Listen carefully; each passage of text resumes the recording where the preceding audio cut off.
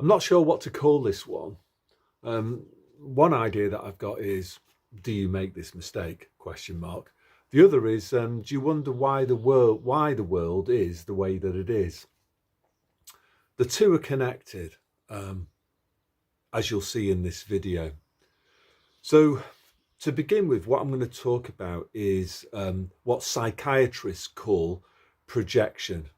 So this is kind of a definition that I looked up. So projection is the unconscious displacement of one's own feelings or impulses onto others. So normally a projection is, it's viewed as a negative thing. So people often project their weaknesses onto others. So they might say that somebody else is lying when in fact it's them that's lying, or they might say somebody else is selfish when in fact it's them that's being selfish. That's what projection typically means. You're projecting your weaknesses onto other people. You're saying to somebody else, you're like this, but really the truth of the matter is that it's really you that that's like that. I suppose another phrase that's often used is that they're accusing you of the very thing that they themselves are. Again, I looked at this as well. Somebody else said on the internet, some random person, it's projection. It's unconsciously projecting thoughts and behavior patterns onto others, and I would agree with that too. And where I'm going to sort of like take this is that I think that projection can also be done where you're projecting your own strengths or positive qualities onto other people, and that projection might be misplaced. So you might be attributing very positive qualities to people that may not have those positive qualities. And this is what I'm going to get into in the rest of this video. Because I think, you know, this idea of positive projection, it can help to explain why the world is the way that it currently is. So let's start off with, it's a generalization here. I don't know what the exact figures are. You can tell me what you think they are, but you know, round about 70 to 80% of the population are NPCs, and these NPCs, they can do a lot of, they're obedient rule followers, aren't they? They will do anything to maintain access to their jobs, their material creature comfort, their status, and they will just watch very carefully what other people are doing and saying, and then they'll just mimic that. And there's not really, it's a bit harsh to say, but there's not really any thought process at all, let alone critical thinking. All they'll do is just do what they're told to do without really thinking about it, without question. And the only thing that they do consider really is just themselves, just their own material creature comforts and their own position within their social groups, which depends on them conforming with whatever the current thing is, whether that's Slava Ukraine, whether that's I don't know, Palestine or Israel or whatever, you know, or the Maxine, or you get the picture. So that leaves the other 20 to 30% of the population. Now I think that 20 to 30% can be split down the middle into two further groups. So of approximately the same size. So about 10 to 15% of people, I think you could say these people are genuinely bad eggs, evil people, psychopaths and sociopaths. And these people will tell lies, and they'll carry on telling lies even if they know that you know that they're telling lies. You know, again, I kind of encountered this with the person that was like selling me the CD player. He was telling lies about, I don't know, that he gave me the power cord and whatever. And it's just, you know, power cords don't disconnect themselves. No rational person is going to like take a CD player with the power cord plugged in and throw it on the ground. You know, but a complete psychopath or sociopath, what they'll actually do is that they'll continue to lie even after they've been found out. So they know that the person that they're lying to knows that they're lying, but they will just keep on doing it. Now, obviously, I think this also is applying to, like for example, GPs and the Maxines. They will keep on doubling down with their lies. Obviously, police officers in the past, certain professions, they tend to attract psychopaths and sociopaths. I would say teaching is one of those as well. That's not to say that all teachers are psychopaths and sociopaths. That's not to say that you know, all doctors are psychopaths and sociopaths. Some of them well, a great deal of them, I think, are NPCs, and they didn't speak out because they were cowards, really, rather than you know, they didn't actually maybe enjoy like bumping off old people with Matty Dazalam, and you know, anyway, so these people, then they're not even honest with themselves. They'll actually, I get the impression sometimes with some of them that they actually believe their own lies, such is their delusion.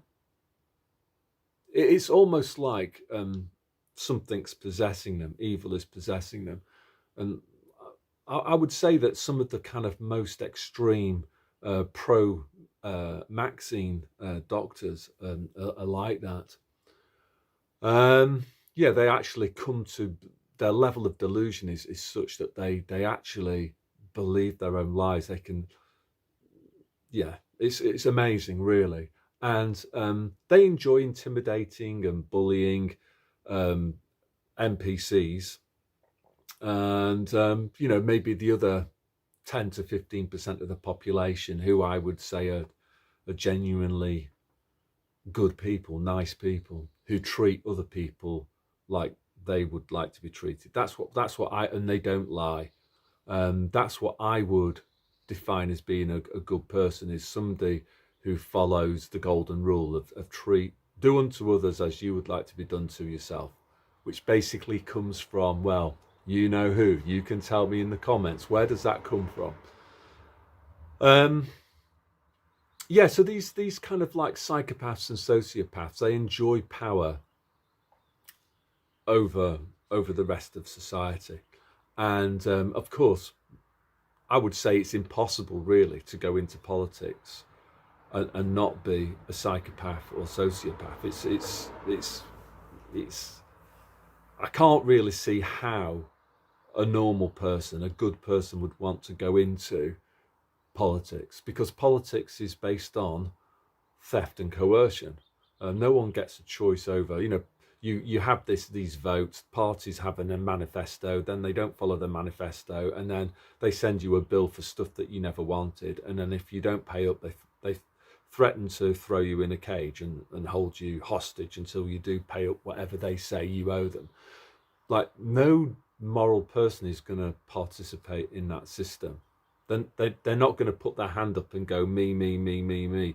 I can take money off people using violence or the threat of violence, and then decide how to spend it better than they can themselves, you know, the people that actually earned that money. So yeah, these psychopaths and sociopaths, they prey on other people. Now, this is where the projection comes in, because I think quite a high proportion of good people, up until recently, they kind of projected their goodness onto other people, and they assumed that the rest of humanity was exactly like them. And I think the last 4 years has been quite a rude awakening for people in this group. They've kind of realized that the errors of their ways, that they've been projecting their own qualities onto other people, and the people that they've been projecting those qualities onto are not like that at all. And that's caused them, you know, it's kind of exercised their minds. So the good news, I think, is that more and more people are realizing that that's the case, and that's certainly a learning journey that I've gone on since 2020. Um, Particularly with doctors, I must admit, and they will. What I've realised is that they've been gaslighting people for a very, very long time. They've known exactly what's been going on. They know exactly what the drugs that they've been prescribing people have been doing to people, and furthermore, what they've been doing to their, let's call them, is it patients or victims? I think the latter. What they've been doing to their victims is gaslighting them. So when they come back and say, well, could it be Maxine that's done this? Could it be those pills that you've been prescribing me? Could it be that? Well, then they're not going to admit to that. They're not going to admit their culpability. It would be like, an adulterous husband fessing up to his affair. He's not going to, most wrong-uns are not going to do that. And this has been the case with doctors. And many, many, many, many good people have they've been guilty of, or not guilty, they've fallen for it because they've projected their own goodness onto these people that don't warrant it. But I think that things are I think people are wising up to it. That I know another thing that people often say, isn't it, is that since 2020, they've actually realised that good and evil coexist in this plane that we call our lives. So I think nowadays when somebody does lie to them, they're less inclined to kind of doubt themselves and think, oh, maybe it's my fault, maybe it's my fault. I think nowadays people are more likely to see through those lies, and they're less inclined to project their positive qualities onto other people, as I've been saying. And yeah, I think that's all I want to say really today. I think obviously from time to time we do all make mistakes, and it's really important that we fess up to our own mistakes when we make them, and we apologize to people that have been a victim of our mistakes. And because I think that's important for our own development, and it's just the right thing for us all to do.